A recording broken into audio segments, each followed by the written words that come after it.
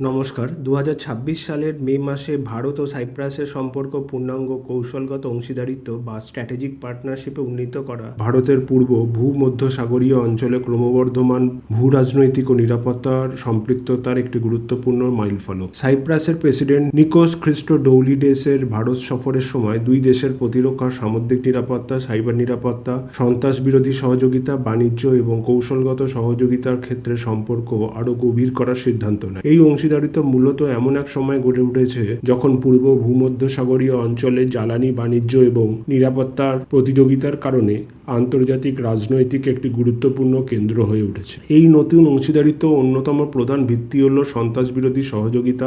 এই সহযোগিতাকে প্রাতিষ্ঠানিক রূপ দিতে ভারত সাইপ্রাস একটি যৌথ সন্ত্রাস বিরোধী কার্যকারী গোষ্ঠী joint working group on counter terrorism গঠনের সিদ্ধান্ত নিয়েছে। এর মাধ্যমে গোয়েন্দা তথ্য বিনিময়, সক্ষমতা বৃদ্ধি এবং আন্তর্জাতিক সন্ত্রাসবাদের বিরুদ্ধে সমন্বিত পদক্ষেপ গ্রহণ সহজ হবে। ভারতের জন্য এটি বৈশ্বিক পর্যায়ে সীমান্ত পারে সন্ত্রাসবাদের বিরুদ্ধে সমর্থন গড়ে তোলার বৃহত্তর কূটনৈতিক প্রচেষ্টার অংশ। প্রতিরক্ষা, নিরাপত্তা সহযোগিতাও এই কৌশলগত অংশীদারিত্বের একটি গুরুত্বপূর্ণ স্তম্ভ। দুই দেশের সামরিক বিনিময়, সমুদ্র নিরাপত্তা সহযোগিতা এবং একটি বিশেষ সাইবার নিরাপত্তা সংলাপ শুরু করার বিষয়ে একমত হয়েছে। পাশাপাশি সাইপ্রাস ভারতের উন্নত প্রতিরক্ষা প্রযুক্তি যেমন ব্রহ্মোস সুপারসনিক ক্রুজ মিসাইল এবং নাগাস্ত্র লয়টারিং মিউনিশন সংগ্রহ আগ্রহ প্রকাশ করেছে। যদি এ ধরনের প্রতিরক্ষা চুক্তি বাস্তবায়িত হয় তবে ভারতের প্রতিরক্ষা রপ্তানি সক্ষমতাকেও নতুন উচ্চতায় নিয়ে যাবে এবং একই সঙ্গে সাইপ্রাস প্রতিরক্ষার শক্তি উল্লেখযোগ্যভাবে বৃদ্ধি করবে। সাইপ্রাসের ভূ কৌশলগত অবস্থান ভারতের জন্য বিশেষভাবে গুরুত্বপূর্ণ।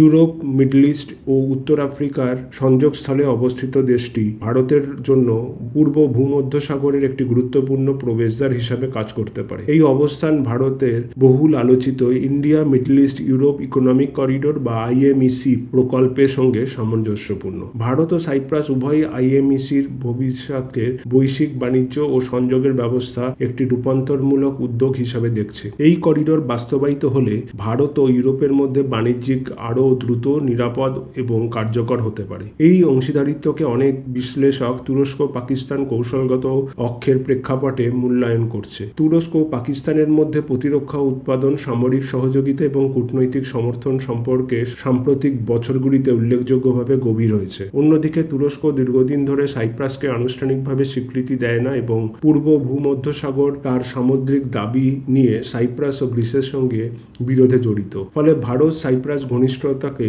অনেকেই এমন দেশগুলির মধ্যে সহযোগিতা বৃদ্ধির অংশ হিসাবে দেখছে যারা তুরস্কর আঞ্চলিক নীতিকে নিয়েও উদ্বিগ্ন। যদিও কিছু বিশ্লেষক এটিকে তথাকথিত ইসলামিক ন্যাটো বা তুরস্ক পাকিস্তান অক্ষের পাল্টা ভারসাম্য হিসাবে বর্ণনা করছে, ভারত বা সাইপ্রাস সরকার আনুষ্ঠানিকভাবে এখনও এই শব্দের ব্যবহার করেনি। বিশেষ করে যদি সাইপ্রাস ভবিষ্যতে ব্রহ্মোস ক্ষেপণাস্ত্র ক্রয় করে তাহলে তা পূর্ব ভূমধ্যসাগর সামরিক ভারসাম্য একটি বড় পরিবর্তন আনতে পারে। বিশ্বের দ্রুততম সুপারসনিক ক্রুজ মিসাইলের একটি হিসাবে ব্রহ্মোস প্রায় ম্যাক 3 গতিতে আঘাত হানতে সক্ষম। এর দীর্ঘপাল্লার উচ্চ নির্ভুলতা এবং সমুদ্রপৃষ্ঠে খুব কাছে দিয়ে উড়ে যাওয়ার সক্ষমতা একে শত্রুপক্ষের জন্য অন্যতম কঠিন লক্ষ্যবস্তুতে পরিণত করে। সাইপ্রাসের স্থলভিত্তিক ব্রহ্মোস উপকূলীয় ব্যাটারি মোতায়েন করা দেশটি পূর্ব ভূমধ্যসাগরীয় বিস্তীর্ণ সামুদ্রিক এলাকায় কার্যকর প্রতিরোধ গড়ে তুলতে পারবে। 300 কিলোমিটারের বেশি রেঞ্জের কারণে এই মিসাইলটি তুর্কি নৌবাহিনী, যুদ্ধজাহাজ ও অন্যান্য সামুদ্রিক সম্পদের বিরুদ্ধে একটি শক্তিশালী প্রতিরোধ হিসেবে গড়ে তুলতে পারে। সামরিক বিশেষজ্ঞদের মতে এমন সক্ষমতা তুরস্ককে আরও সামুদ্রিক কৌশল পুনর্বিবেচনা করতে বাধ্য করতে পারে এবং বিতর্কিত অঞ্চলে তার কার্যক্রমের ঝুঁকি ও ব্যয় বাড়িয়ে তুলতে পারে। ভারতের জন্য ব্রহ্মোস রপ্তানি কেবল একটি বাণিজ্যিক প্রতিরক্ষা চুক্তি নয়, এটি একটি বৃহত্তর কৌশলগত অর্জন।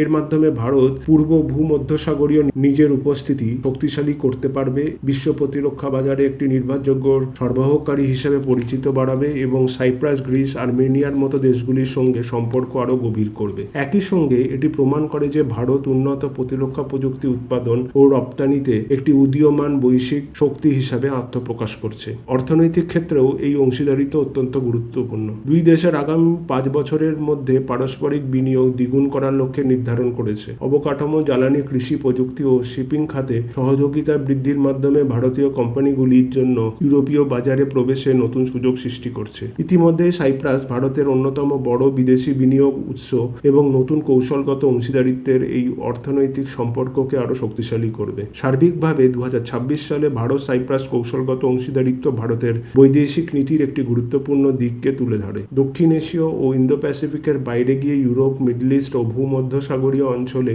নিজের প্রভাব বিস্তারে সন্ত্রাস বিরোধী সহযোগিতা, সামুদ্রিক নিরাপত্তা, প্রতিরক্ষা রপ্তানি, অর্থনৈতিক সহযোগিতা এবং কূটনৈতিক সমন্বয়ের মাধ্যমে ভারত সাইপ্রাস এমন একটি বহুমাত্রিক সম্পর্ক গড়ে তুলছে যা ভবিষ্যতে আঞ্চলিক ও বৈশ্বিক শক্তির ভারসাম্য গুরুত্বপূর্ণ প্রভাব ফেলতে পারে।